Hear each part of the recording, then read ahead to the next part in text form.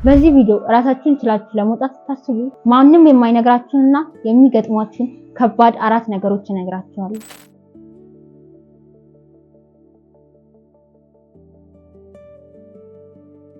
በ21 ዓመቴ ራሴን ችዬ ለመኖር ስወስን ብዙ ሰዎች አይሆንም አይቻልም ነበር ያሉኝና አሁን ላይ ይሄንን ውሳኔ በመወሰኔ የተማርኳቸውን 4 ነገሮች እንዲሁም ደግሞ እናንተ ራሳችሁን ችላችሁ ተከራይታችሁ ለመውጣት ስታስቡ ማድረግ አለባችሁ የምላቸውን 4 ነገሮች በቅድሚያ እነግራችኋለሁ ማለት ነው።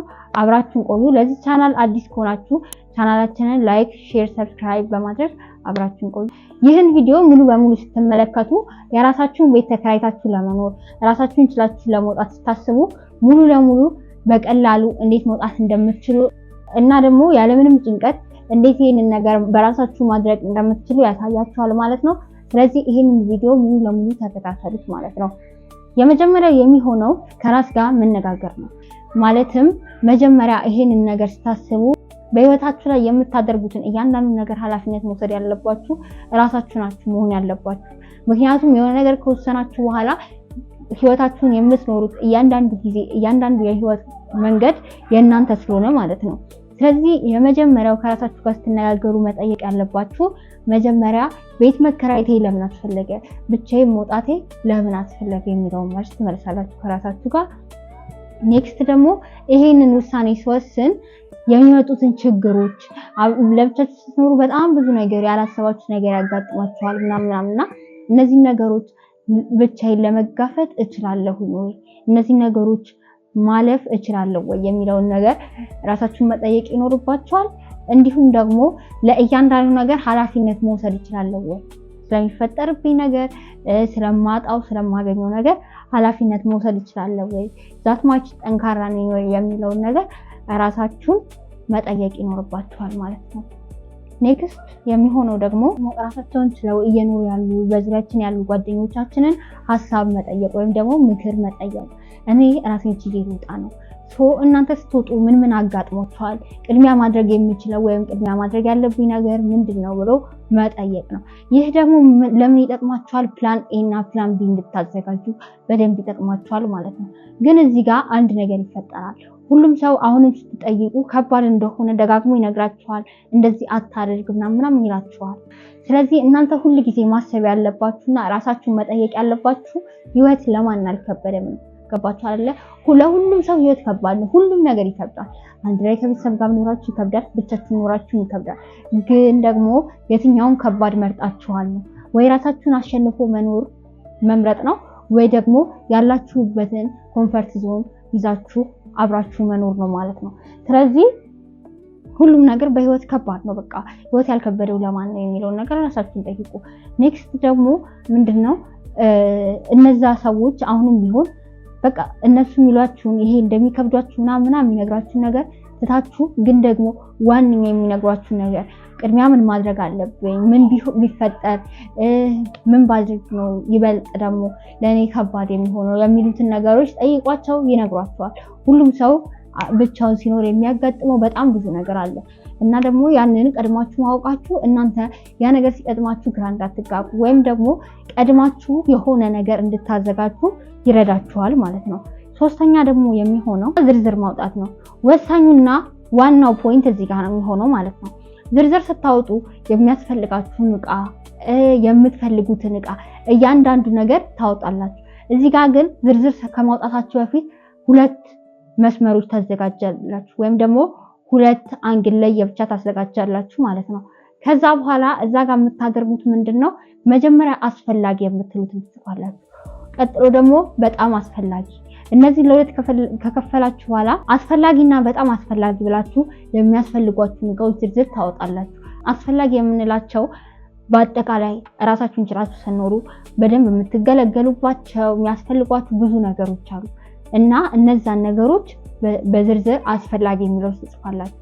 ከነዛ ውስጥ ደግሞ በጣም አስፈላጊ የሆነ መጀመሪያ ራሳችሁን ችላችሁ ለመውጣት ስታስቡ ለመኖር የሚያስፈልጓችሁ ነገሮች አሉ። ለመመገቢያ፣ የምትተኙበት፣ የምትሰሩበት ምናምን ማለት ነው።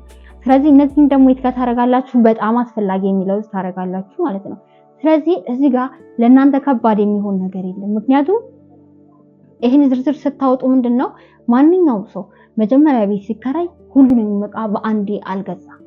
ማወቅ ያለባችሁ ሁሉንም የቤት ዕቃ በአንዴ አላሟላ። ስለዚህ እናንተም ይሄንን እንደ ፕላን ታስቀምጡትና በጣም አስፈላጊ የሆኑ ዕቃዎችን በዝርዝር ታወጣላችሁ። ስለዚህ ያንን ታስቀምጣላችሁ። በአራተኛነት ደግሞ በጀት ማዘጋጀት ነው። ይህ ደግሞ የምትኖሩበትን ሁኔታ የምትኖሩበትን ቦታ ይወስናል ማለት ነው።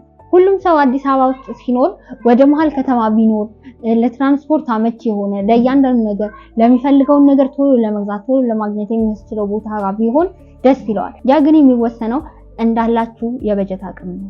ምክንያቱም ወደ መሀል ከተማ በደንብ በቀረባችሁ ቁጥር የቤት ኪራይ ዋጋ፣ የአኗኗር ሁኔታ፣ እያንዳንዱ ነገር እየጨመረ ይመጣል ማለት ነው። እዚህ ጋር ደግሞ ለእናንተ በጣም ከባድ የሆነው ነገር ይፈጠራል። ይህንን ሁሉ ነገር አድርጋችሁ በጀታችሁ እጃችሁ ላይ ሲሆን የአይምሮ ዝግጅት ካደረጋችሁ በኋላ ቀጣዩ የሚሆነው ምንድነው? ያወጣችሁትን የዕቃ ዝርዝር ይዛችሁ ወደ ገበያ ትሄዳላችሁ። አብዛኛውን ጊዜ ደግሞ መርካቶ ውስጥ ምናምን ብትጠይቁ የእያንዳንዱ ዋጋ ይቀንስላችኋል ማለት ነው።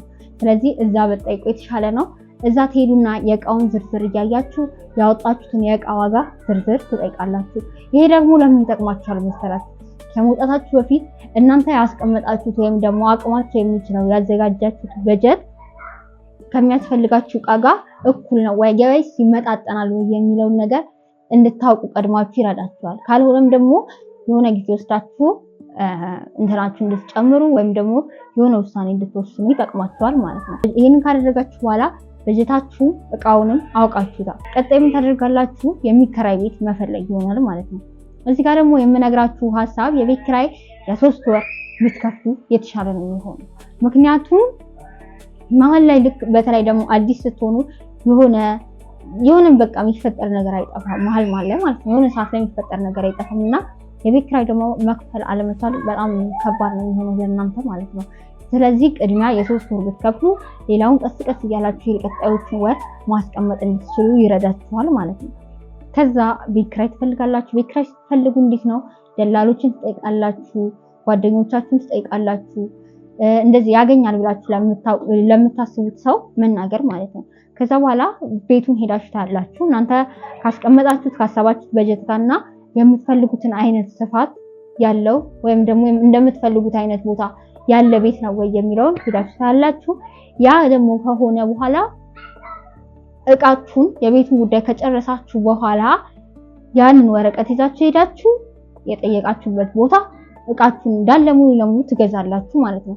ከመውጣታችሁ በፊት ማድረግ አለባችሁ የሚላቸውን ስቴፖች ነግሬያችኋለሁ። አይ ቲንክ ብዙ ተምራችሁበታል ብዬ አስባለሁ። ይህ ቻናል ደግሞ ይበልጥ እንዲያድግ ለሌሎች ደግሞ ሰዎች ተደራሽ እንዲሆን ሰብስክራይብ እያደረጋችሁ ተከታተሉኝ። ለሌሎችም ደግሞ እንደዚህ አይነት ሐሳብ ላላቸው እንደዚህ አይነት ጥያቄ ለሚፈጥሩባቸው ሰዎች ብትልኩላቸው አሪፍ ነው፣ ይጠቀማሉ ብዬ አስባለሁ። ሌላ እንዳነሳላችሁ የምትፈልጉት ሐሳብ ካለም ኮሜንት ላይ ጻፉልኝ።